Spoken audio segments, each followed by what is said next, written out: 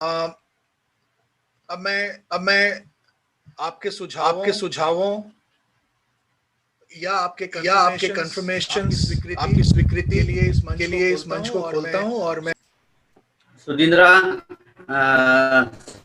Forum से बोलिए sir. ये प्रेजेंटेशन जो रिकमेंडेशन जैसा था वो बहुत अच्छा लगा। जी धन्यवाद सर। ये जो प्रेजेंटेशन हम लोग इंक्लूजन के बारे में जो बात कर रहे हैं हर चीज में, ये बहुत पावरफुल है, क्योंकि अगर भारत के हिसाब से हम देखते हैं या ये जो सभी डिपार्टमेंट या डेवलपमेंटल एक्टिविटीज में, especially Panchayat Raj institution, because here we have almost 70% of the people, person with disabilities living in rural India, so which is applicable or they are working with the Panchayat Raj system. जो पंचायत राज स्थिति के साथ में काम करते हैं उसमें भी लोगों का भागीदारी कहा जाता है, हम लोग CBR कहते हैं उसको, वो लोगों का भागीदारी कहते हैं। तो इसलिए इसको सभी एंगल्स में अगर समुदाय आधारित पुनर्वास जो हम लोग रखा जा रहा है, ये बहुत पावरफुल टूल होगा, उसको सबको हम लोग मानना ही चाहिए। ये तो कन्वर्जेंशियल स्ट्रेटजी है, ये तो अलग स्ट्रेटजी नहीं है, तो उसको हम लोग कोट करना चाहिए। कहीं पर हमारा जो आवेदन हम लोग सबमिट करते हैं। दूसरा चीज article 25 of the UNCRPD and chapter 5 of the RPD 2016, so both दोनों जगह में हम लोगों को ये सुविधा या we are entitled to demand or request the local government as well as government of different nations, so वो हम लोग उसको यूज करना चाहिए। वर्ल्ड हेल्थ असेंबली जिसके बारे में हम बात कर रहे हैं, ये बहुत ही इम्पोर्टेंट है। मैं आप सबसे ये रिक्वेस्ट करना चाहूंगा कि लोगों की जो है फोकस रहता है, एक सेकंड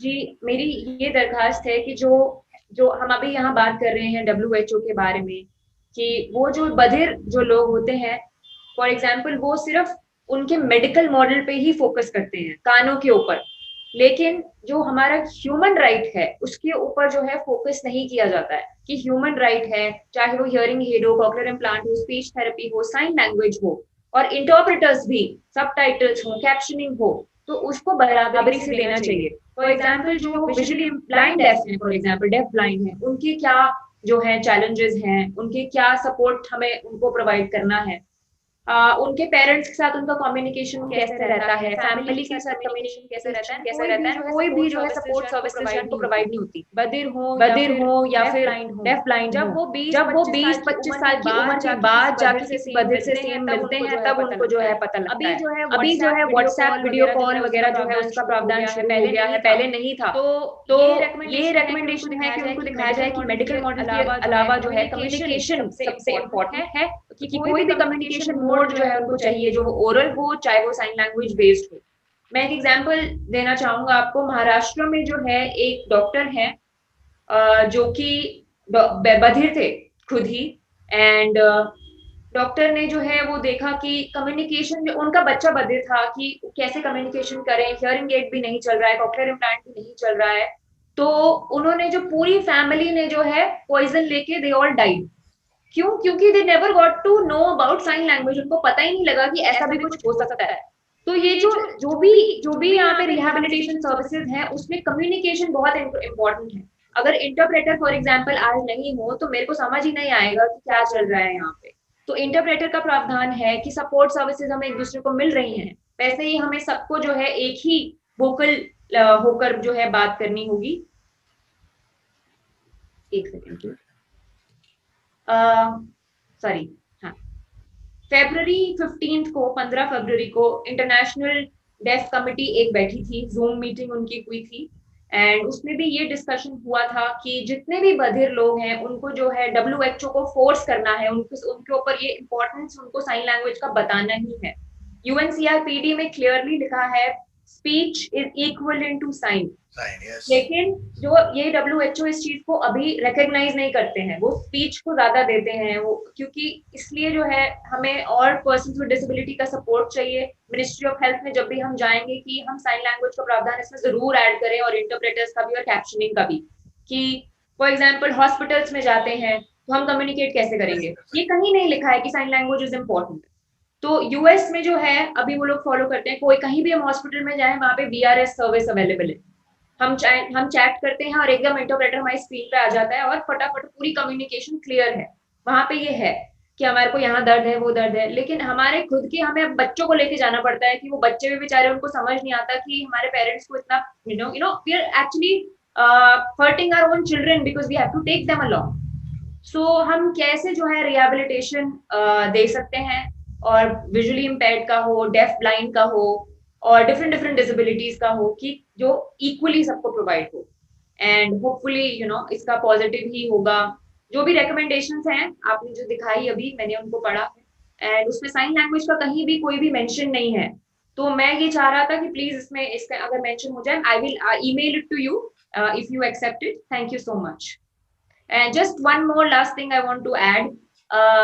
आज मैं जो है डिपार्टमेंट DPWD ऑफिस हम गए थे, एंड उन्होंने हमें बुलाया था कि 2 मिनट की हमारी कोई वीडियो स्पीच उनको रिकॉर्ड करनी थी। तो सुकन्या भारत, सुगम्य भारत ऐप जो बन रही है, उसमें एक्सेसिबिलिटी होगी सब डिसेबिलिटीज के लिए इस ऐप में, ठीक है। तो जो भी लोग जो है, जो पब्लिक ट्रांसपोर्ट हो गया, एजुकेशन हो गया, कॉलेजेस हो गए, टीवी वगैरह चैलेंजेस जो भी होंगे, आप उसमें आप उस चीज का फोटो डाल सकते हो, इंग्लिश में लिख के आप उनको भेज सकते हो। तो गवर्नमेंट जो है उसमें उस चीज को देखेगी कि कहाँ कहाँ पे एक्सेस नहीं है, और फिर उसके सोल्यूशन प्रोवाइड करेगी। तो गवर्नमेंट कर सकती है ये इतने सारे 10 से 15 मिलियन लोगों के लिए स्टाफ, जब 2 या 3 लोग हैं, तो मुझे समझ नहीं आया कि ये कैसे होगा। एंड मिनिस्ट्री ने जो उन्होंने जो है इस चीज को लॉन्च भी कर रहे हैं 2 मार्च को, बट मेरे को नहीं पता कि 15 से 20 मिलियन पर्सन विद डिसेबिलिटी का कैसे ये 3 से 4 लोग जो हैं आंसर्स देंगे। Thank you. Thank you, thank you, thank you Narayan. और आपने जो कहा कि संप्रेषण, कम्युनिकेशन एक सच में बहुत महत्वपूर्ण मुद्दा है, और उसको हम जरूर इसको अपने रेजोल्यूशंस में डालेंगे। और जैसे आपने कहा कि व्यक्तिगत जरूरतों को ध्यान में रखना बहुत जरूरी है। Thank you very much. आपने जो आपके सजेशंस दिए उसके लिए बहुत बहुत धन्यवाद सर। मैं अरुण बोल रहा था, राष्ट्रीय विकलांग मंच से। जी बोलिए अरुण जी, बोलिए। हाँ, सभी को जोहार, नमस्कार। हमारा मैं झारखंड से हूँ, और अभी तक मेरा कहना है कि जो मुख बधिर है उनके झारखंड में तो सर्टिफिकेट ही नहीं सभी के पास है। अभी तक तो सर्टिफिकेट ही नहीं बन पाया। मेंटल रिटार्डेशन का भी सभी लोगों का सर्टिफिकेट ही नहीं बन पाया है, और जब सर्टिफिकेट ही नहीं बन पाया है अभी तक, तो उनको सरकार का योजनाओं से कैसे जुड़ पाएंगे। दूसरी बात, अभी कोरोना काल में हमने काफी देखा कि काफी दिक्कत हुई, इससे अभी भी दिक्कत चल रही है। टोटल सर्टिफिकेट बनने का काम भी बंद है। शिक्षा जो, तो मतलब विकलांग व्यक्ति जो शिक्षा से जुड़े हुए थे, उनका टोटल शिक्षा बंद है। कहने के लिए कागज पे बहुत कुछ होता है, लेकिन सच्चाई यही है। एम्प्लॉयमेंट प्रभावित हुआ है, काफी ऐसे भी विकलांग व्यक्ति का एम्प्लॉयमेंट और सेल्फ एम्प्लॉयमेंट बहुत कम होता है, वो टोटल प्रभावित है। तो मेरा कहना है कि, और जो इस बार दिव्यांगता अधिकार अधिनियम 2016 के अनुसार जो रक्त से संबंधित विकलांगता है, उनके साथ तो बहुत ज्यादा चैलेंज है। थैलेसीमिया ग्रुप के साथ मैं काम कर रहा हूँ। पिछले मतलब 1 वर्ष के अंदर करीब 6-7 लोग दवा के अभाव में, इलाज के अभाव में मर गए। तो ये बहुत गंभीर इशू है। अनिल जी, माफ करिएगा, समय की कमी है, तो अगर आप अपना सुझाव कोई अगर रेजोल्यूशन में मेरा सुझाव यही है कि जो भी ये समुदाय आधारित कार्यक्रम, इसका टाइम बॉन्डिंग नहीं होता, एक लगातार सतत प्रक्रिया चलने की जरूरत है जी। और एक ग्रास रूट तक, विलेज लेवल तक ऐसी व्यवस्था कायम हो जो विकलांग व्यक्ति तक आसानी से पहुंच सके। जी जी, थैंक यू। ये होने की व्यवस्था होनी चाहिए, चाहे वो हेल्थ की बात हो, शिक्षा की बात हो, एम्प्लॉयमेंट की बात हो, ये सारे चीजों में जो एक व्यक्ति की नीड होती है, एक ऐसी व्यवस्था सरकार सुनिश्चित करे या सिस्टम के साथ ऐसी सुनिश्चित हो तो वो विकलांग व्यक्ति तक पहुंचे। नहीं तो एक विकलांग व्यक्ति सर्टिफिकेट के लिए, पेंशन के लिए भटकता रहता है और उसका काम नहीं होता है जी। 5 साल से भटकता है, 25 साल का हो जाता है। अरुण कुमार जी, सामुदायिक पुनर्वास की जो प्रारूप है वो गांव से ही उठता है। जो सबसे छोटा जो रूप है, इकाई है हमारे गांव की, वहीं से उठता है। और सामुदायिक रूप में जो स्रोत वहां है, चाहे प्राइमरी हेल्थ सेंटर हो, चाहे स्कूल हो, चाहे दूसरे डिपार्टमेंट हो सरकार के, उनको साथ में लेते हुए, विकलांग लोगों की सेवाओं को ध्यान में लेते हुए उन सुविधाओं को मुहैया कराने का काम करता है समाज के लोगों के द्वारा। तो सामुदायिक पुनर्वास जो है वो गांव से ही होगा, उसकी चिंता वो सही है, लेकिन अभी तक यहाँ पर मतलब पहुंच नहीं बन पाई है। तो हमारा वही कहना है कि सारी व्यवस्था उन तक पहुंचे। हाँ, उसको सार्वभौमिक करना बहुत जरूरी है। अरुण कुमार जी, धन्यवाद। धन्यवाद, बहुत धन्यवाद जी। और कोई?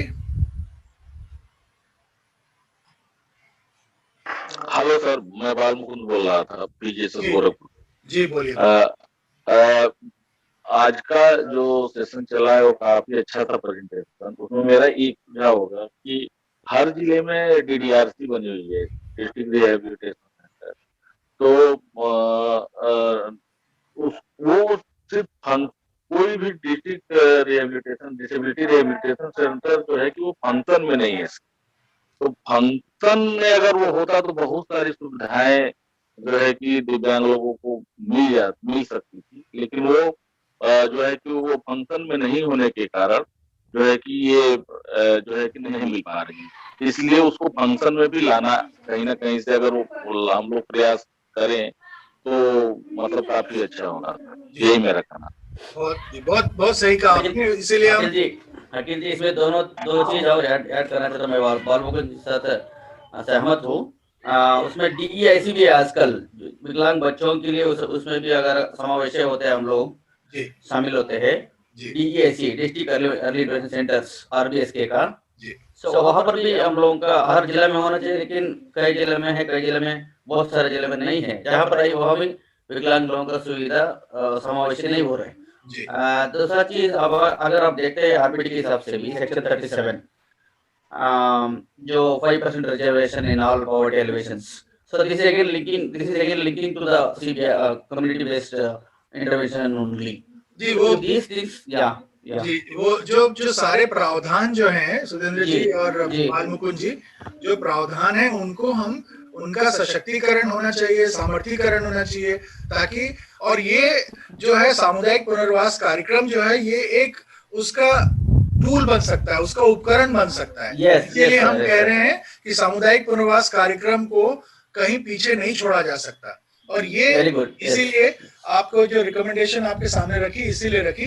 बाकी जो है वो एक निटी ग्रिटीज की बात है, वो एक्टिविटीज की बात है, वो तो उस समय शुरू हो जाएंगी पूरे होने, जब हम सामुदायिक पुनर्वास को एक प्रभावी रूप में उसका हम लागू करना शुरू करेंगे। डेफिनेटली। बहुत बहुत धन्यवाद आपके सुझावों का।